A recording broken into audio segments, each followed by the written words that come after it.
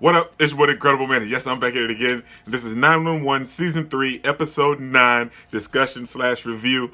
And this episode, it was good, but there wasn't too much going on. This episode was kind of like a resolution episode for everyone that was really dealing with some stuff and that was holding everything in. And then also we got to see a little bit of how May kind of feels about her mother's job. And I don't really agree with it. But let's get into it, man. Yes. So this episode started off with us seeing Hen, Maddie, and Eddie in therapy. They were all seeing the same therapist, but which was very weird. They should see the same therapist. But anyway, they were all seeing the same therapist and they were all discussing their problems. And we realized that Hen still blames herself, even though after everything that happened and after the after action report and the people filed a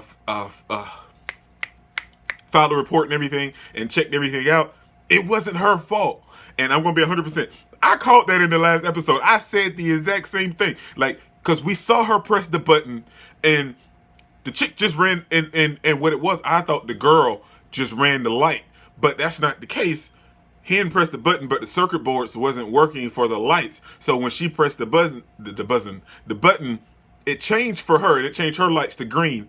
But the lights for the chick, for the girl, her lights was green also. Hers didn't change to red when Hen pressed the button, and they just end up colliding. But the thing was, it wasn't Hen's fault. And that this whole episode, she just kept blaming herself. No matter what anyone told her, they told her about the report and everything, and she still constantly blamed herself. And I can understand where she's coming from, because she felt like it was her fault, because whether the lights changed or not, she still hit the girl, and that's the whole thing. And she was talking to the therapist about it the whole time, and they even panned and showed her talking to Chim about it as well, and she told him that she still felt like it was her fault. Regardless, she felt like it was her fault. So then her and her wife ended up going on a retreat to kind of just take a break from everything that was going on in their life and try to get Hen just a little peace, because she wasn't sleeping. She was going through a lot of different emotions and everything about killing this young girl, and she couldn't really handle it because she was cleared to come back to work, but she didn't want to come back to work because she couldn't handle the stress and she was struggling after everything. But they went to the retreat and we meet the lady that we saw in the flashback where Hen saved her life coach, and that's what made her want to become a paramedic. And her seeing this lady, at first she didn't even want to have anything to do with the lady because she was still wallowing in her guilt, but in her pain, her guilt in her pain. But they decided to go and have dinner with the lady anyway, and the lady talking about her life and saying how thankful she was because she was able to see so much of her life because Hen saved her.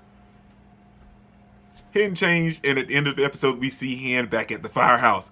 And that's how this whole episode was. It resolved pretty much everybody's problem. There's still some underlying facts, but they made it enough to where they admitted that they have problems and that they needed help. The same goes for Eddie. Eddie, we know Eddie's problems now is because he feels some type of way because his wife died, but he felt more hurt and it couldn't really process his emotions as well because Christopher wasn't sharing his pain about losing his mother with Eddie, because he felt like Eddie couldn't handle it because Eddie was dealing with the pain as well. And that's what he was more focused and worried about, is that Christopher wouldn't share anything with him at all anymore. And that's what Eddie was hurt about. And at the same time, Buck felt some type of way because he felt like Eddie didn't take out any of his anger on him. He took it out on other people in the UFC ring or the MMA place. And he wanted him to take it out on him. But we have their whole resolution where Buck explains how he feels about and how he betrayed Eddie, and he wanted Eddie to snap at him, and they kind of resolved their underlying problems, and they're kind of back to buddy now. And Eddie is going to continue to go to therapy as well, which is a good thing, so he could deal with the underlying facts. But at the end of this episode, we see him talking and walking with Christopher, understanding and just kind of dealing with the pressure that he was having. Then we have, what do we have? Oh, man, this is crazy. This is what peed me off the whole episode. We have Maddie. Oh, this chick is the one that got you suspended and got you going to see this therapist. And the moment she calls saying that because she's hysterical and that her husband beat her and attacked her and she shot her husband, you rush over there. You don't call any backup. You don't call the cops. You don't do nothing. You go over there and she kills her husband. She takes her phone from you because she don't want you to call anybody. But then, oh, Maddie's so stupid. But at the same time, maybe it was a good thing because in that whole situation, Maddie realized that she wasn't happy that she killed her husband. She was happy that she got away and she escaped and she doesn't have to worry about him anymore. But like she said in this episode, she killed someone she loved at one time. And that's what her whole thing was. And for her to process that was a good thing. Then we get to the hospital. We see this chick, after Maddie has helped rescue the husband and called the police. This chick, her husband promises not to beat her anymore and lied to the police and told the police that he shot himself. And she was like, oh, well, it's okay now. He promised he's going to be better. He is not going to be better. He's going to forgive you for a little while, and you guys are going to have a wonderful relationship, and in like 4 months, he's going to beat the brakes off you or possibly kill you. When that happened, I was thinking at that moment, I was like, this chick is good as dead. I don't know when, but she is good as dead.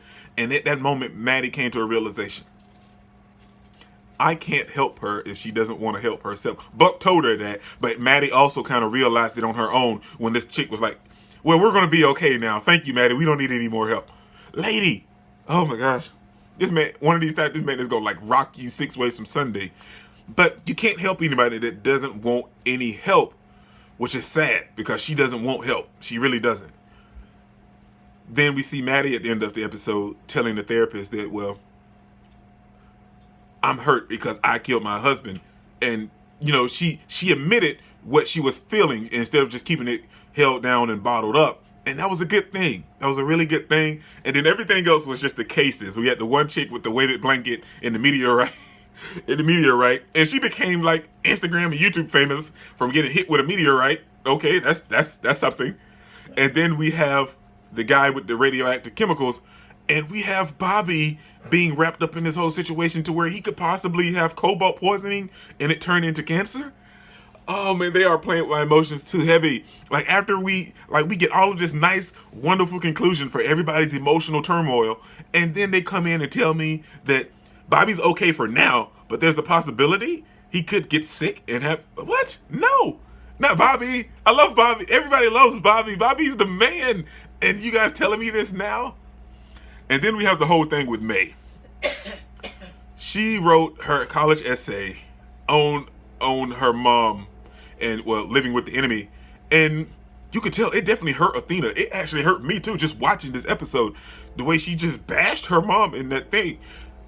And her dad tried to explain it to Athena, but I'm with Athena. I'm super hurt. And you can even tell when Athena was telling her all of this wonderful stuff about it at the end, you could tell she was still hurt. And May, she realized that too. Like, she was like, well, I just wish she would have told me she was mad at me. But she realized that she hurt her mother by that aspect. So you should scrap that essay and start anew. But the wonderful thing about it was, I loved the way that Athena was like, yeah, she didn't even mention that she was upset about the essay. She just was like, well, sorry about the train. Well, it's okay. But I'm a sergeant. I worked very hard to get that. So, not an officer. So, oh yeah, I can totally go back and change that. So I'll be like, I'm with her. My daughter hurt my feelings a little bit. But she was an adult and a parent at the same time and kind of just let it slide and was like, I'm a sergeant, not an officer. I worked very hard to get that. But that's everything that happened in this episode. It was just a nice resolution episode for everyone that was dealing with internal turmoil, and to see that play out the way that it did, it was very nice. And I'm glad to have him back on the team, man. But that's everything that happened. This is your boy, Dick Incredible. Don't forget to smash that like button until you can't smash it anymore. Comment down below, and I'll be sure to respond to each and every one of them and subscribe. But only if you really want to, man. Peace out.